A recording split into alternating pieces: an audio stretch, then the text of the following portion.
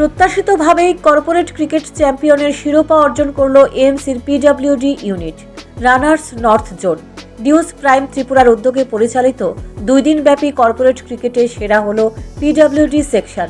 রবিবার বিটি কলেজ মাঠে ফাইনাল ম্যাচে নর্থ জোন মুখোমুখি হয় পিডব্লিউডি সেকশনের। টস জিতে নর্থ জোন প্রথমে ফিল্ডিং করার সিদ্ধান্ত নেয়। ব্যাট করতে নেমে পিডব্লিউডি ইউনিট 10 ওভারে স্কোরবোর্ডে সংগ্রহ করে 95 রান। এর মধ্যে কালামিয়া সর্বাধিক 36 রান করে। অপরদিকে নিজ কর্মকার শুভরাজ আনোয়ার অসিতরা যোগ্য ব্যাটিং করে। সুবাদে এই স্কোর দাঁড়ায় পিডব্লিউডি ইউনিটের।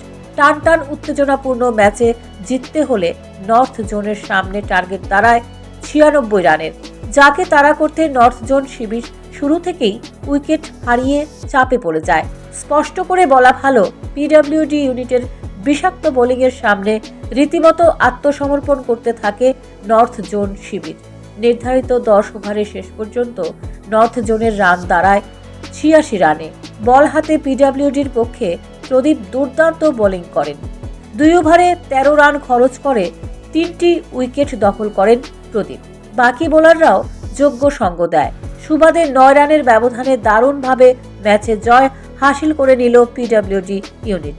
ফাইনাল ম্যাচে বিশিষ্টদের মধ্যে মাঠে উপস্থিত ছিলেন এলাকার কর্পোরেটর লতা নাথ, সান্দন পত্রিকার এমডি অভিষেক দে, বিশিষ্ট ক্রীড়া সাংবাদিক সুপ্রভাত দেবনাথ ও খুদে দাবারু অর্ষিয়া দাস। তাদের পুষ্পস্তবক ও উত্তরীয় দিয়ে বরণ করে নিলেন নিউজ প্রাইম ত্রিপুরার পক্ষে অনির্বাণ দেব। ফাইনাল ম্যাচ শেষে চ্যাম্পিয়ন ও রানার্স দলের হাতে ট্রফি তুলে দিলেন অতিথিরা। ফাইনাল ম্যাচের সেরা ক্রিকেটার হলেন কালামিয়া, সেরা বোলার প্রদীপ, দুজনেই পিডব্লিউডি ইউনিটের। টুর্নামেন্টের সেরা ফিল্ডার হলেন শঙ্কর ধানুক ইস্ট জোনের, সেরা ব্যাটসম্যান হলেন নর্থ জোনের ভাস্কর। টুর্নামেন্টের সেরা ক্রিকেটার হলেন Anwar Hossain. Sporting spirit of the player পেলেন নর্থ জোনের ক্রিকেটার রুস্তম।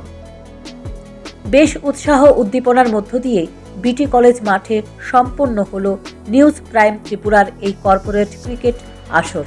টুর্নামেন্টে চ্যাম্পিয়ন ট্রফি স্পন্সর করল রাজ্যের অন্যতম প্রভাতী দৈনিক সান্দল পত্রিকা, আর রানার্স আপ স্পন্সর করল ত্রিপুরা এক্সপ্রেস।